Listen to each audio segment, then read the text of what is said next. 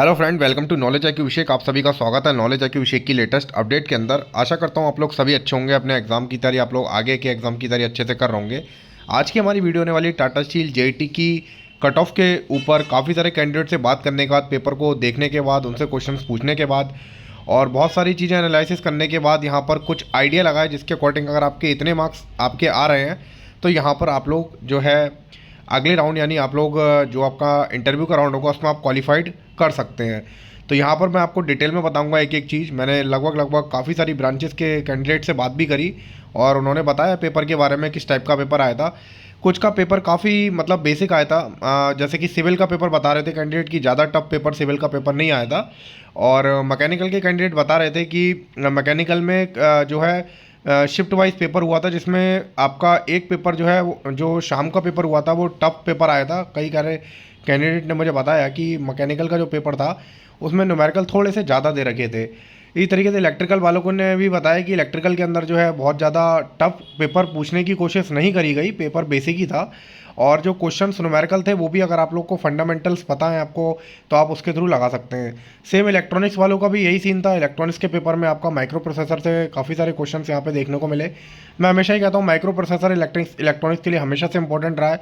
वहाँ से आपको डायरेक्ट काफ़ी सारे क्वेश्चन देखने को मिल सकते हैं, तो उस टॉपिक को आपको अच्छे से कर लेना चाहिए था।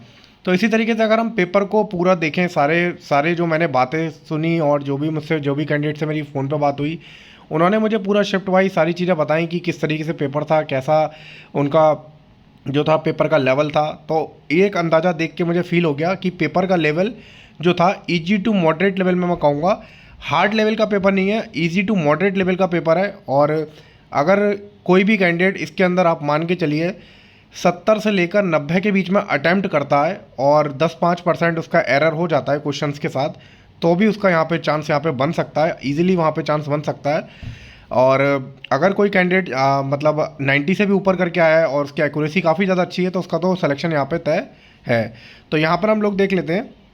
तो जैसे कि आप लोग को सभी को पता है यहाँ पे टेक्निकल का 80 और आईओटी का 20 आया।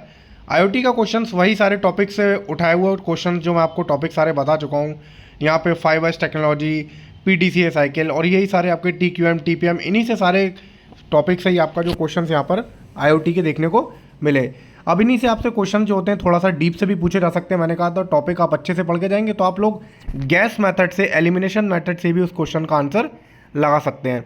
तो ऐसा ही नहीं है केवल कि क्वेश्चंस आपने केवल ऑब्जेक्टिव, वही ऑब्जेक्टिव आएंगे पेपर में जो आप पढ़ के गए हैं, ऐसा नहीं है। आपको अगर टॉपिक के बारे में नॉलेज है तो भी आप लोग कर सकते हैं। 5S जो थी टेक्निक, उसका आपका सीक्वेंस पूछा गया था, इस टाइप के क्वेश्चंस मुझे देखने को मिले और छोटे छोटे क्वेश्चन थे जो कि ईजी थे। अगर आप लोग थोड़ा सा टॉपिक से जुड़ के पढ़े हुए होंगे तो आप लोग कर लेंगे। तो अगर बात करें एवरेज अटैम्प्ट टेक्निकल में, बहुत सारे कैंडिडेट से मैंने पूछा तो उन्होंने बताया कि कुछ ने टेक्निकल के अंदर 80 में से 55 करें, किसी ने 56 करें, किसी ने 60 करें, किसी ने 65 करें, किसी ने 70, किसी ने 75।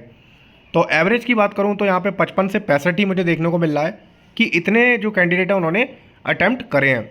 अब उसमें उनका कुछ निगेटिव भी हो सकता है और बहुत सारे ऐसे भी कैंडिडेट थे जो उन्हें बताया कि हमने टेक्निकल में 75 अटैम्प्ट करे हैं, 78 अटैम्प्ट करे हैं, 76 अटैम्प्ट करे हैं, केवल 2-3 क्वेश्चन ही छोड़े जिनमें मैं डाउट लग रहा था। ऐसे भी कैंडिडेट से मेरी बात हुई।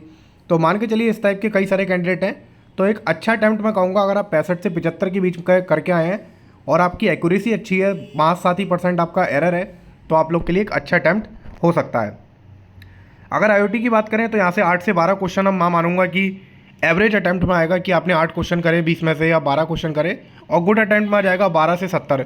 बहुत सारे कैंडिडेट हैं जिन्होंने 15 क्वेश्चन करे, किसी ने 14 करे, किसी ने 13 करे, किसी ने 12 करे, किसी ने 18 करे, किसी ने 17 करे। इस टाइप के बहुत सारे कैंडिडेट मेरे से उन्होंने बताया कि मुझे इस टाइप के क्वेश्चंस आए, तो और मैंने लगभग काफ़ी सारे क्वेश्चन सही भी अटैम्प्ट करे हैं। तो देखिए वो तो पेपर का रिजल्ट आने के बाद ही पता चलता है कि आपके सही हैं कि गलत हैं। पेपर देने के बाद आपको बहुत सारे क्वेश्चन ऐसा लगता है मैंने सही करे हैं, लेकिन लास्ट में क्या होता है वो आपसे गलत हो जाते हैं। तो इस तरीके से अगर मैं कहूँगा तो paper easy to moderate level का था। आप लोग का जो है मतलब आप अगर ईजिली आपका टोटल अटैम्प्ट मान के चलिए, अगर आपने 80 से 90 के बीच आप अटैम्प्ट करोगे और एक्यूरेसी आपकी बहुत अच्छी है तो यहाँ पर आपका सिलेक्शन ईजिली हो जाएगा। अगर हम बात करें कट ऑफ की तो देख सकते हैं, अगर आप यूआर कैटेगरी से किसी भी ब्रांच से आते हैं तो आप अगर 68 से 78 के बीच में मार्क्स लेके आ रहे हैं तो आप मान के चलिए आपका इंटरव्यू का कॉल कंफर्म है, क्योंकि इतने मार्क्स लाना भी इजी नहीं रहेगा। 70 मार्क्स लाना भी ईजी नहीं रहेगा, मैं आपको बता रहा हूँ, क्योंकि बहुत सारे निगेटिव कट जाते हैं।